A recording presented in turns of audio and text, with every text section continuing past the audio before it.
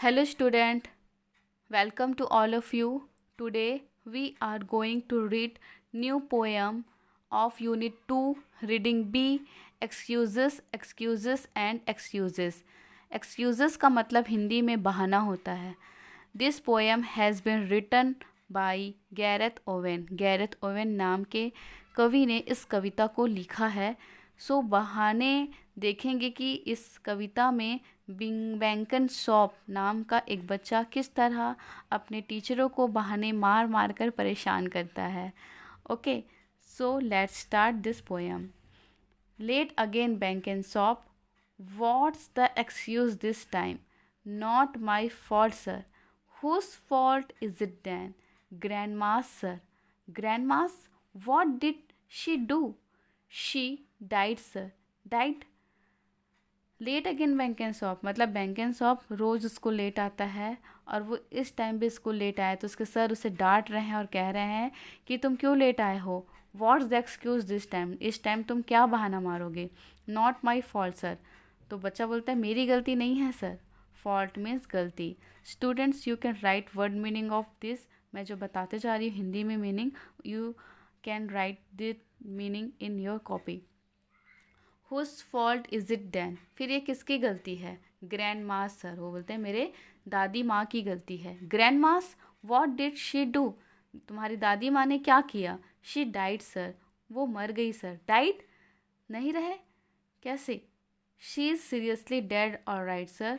सच में सर उनकी मृत्यु हो गई, उनकी डेथ हो गई. That makes 4 grandmothers this term. Bank and shop all on PE days. PE का मतलब है physical education, sports, PT. Okay, so बोलते हैं कि इस दिन जब स्पोर्ट्स का चल रहा है, पीटी फिजिकल पीरियड्स चल रहे हैं, तब तुम्हारी दादी माँ 4 दादी माँ की डेथ हो गई. I know it's very upsetting sir. हाँ सर मैं जानता हूँ ये बहुत दुख भरी बात है और परेशान होने वाली बात है. How many grandmas have you got bank and shop? तो तुम्हारी कितनी दादी माँ हैं? None sir. बच्चा बोलता है नन, कोई नहीं sir. You said 4 you had. तो टीचर बोलता तुमने तो कहा था तुम्हारी 4 दादियाँ हैं. All dead dead sir. तो बोलता सारी मर गई sir. And what about yesterday bank and shop? What about yesterday sir? You were absent yesterday. What was the that was the dentist sir. The dentist died. No sir, my teeth sir. फिर वो yesterday means बीता हुआ कल. वो बैंकन shop उस दिन नहीं आया था, एक दिन पहले. तो सर बोलते हैं कि क्यों नहीं आए थे, एब्सेंट क्यों थे? एब्सेंट का मतलब होता है अनुपस्थित. तो बोलता है मैं डेंटिस्ट के पास गया था. फिर उसके बाद बोलता है डेंटिस्ट डाइड. तो डेंटिस्ट मर गया. सर बोलता है डेंटिस्ट भी मर गया क्या? No sir, my teeth sir. मेरे दांत में प्रॉब्लम था sir. You miss the maths test bank and shop. तो वो बोलते हैं तुमने अपनी मैथ्स के टेस्ट को मिस कर दिया. I will been looking forward to it sir. तो बोलते हाँ सर मैं आगे देख लूँगा सर. मैं right line up for PE. Can't sir. वो बोलता है ठीक है जाओ लाइन में लग जाओ पीटी के लिए. तो वो बोलता है कांट सर, मैं नहीं कर सकता सर.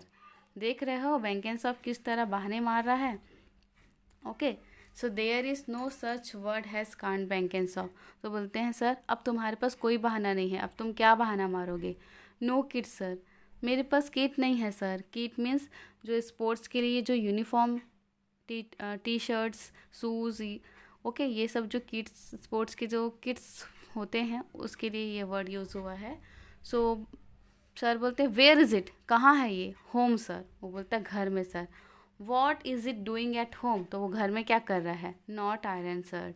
वो बोलता है मेरे कपड़े आयरन नहीं हुए हैं. Couldn't you iron it? तुमने फिर आयरन क्यों नहीं किया? कांट सर, नहीं कर सकता सर. Why not? क्यों नहीं किए? Bad hand sir. Bad hand मतलब उसके हाथ में कुछ चोट लग गया होगा, उसके लिए वर्ड यूज़ हो रहा है. तो हु यूजुअली डज इट? तो आपके कपड़े को कौन आयरन करता है? प्रा. यूजुअली मतलब प्रा या अक्सर. ग्रैंड माँ सर. तो बच्चा बोलता है मेरी दादी माँ sir. Why couldn't she do it? तो उन्हें ऐसा आपके कपड़े को प्रेस क्यों नहीं किया? तो बच्चा बोलता है डैड सर, वो तो मर गई सर.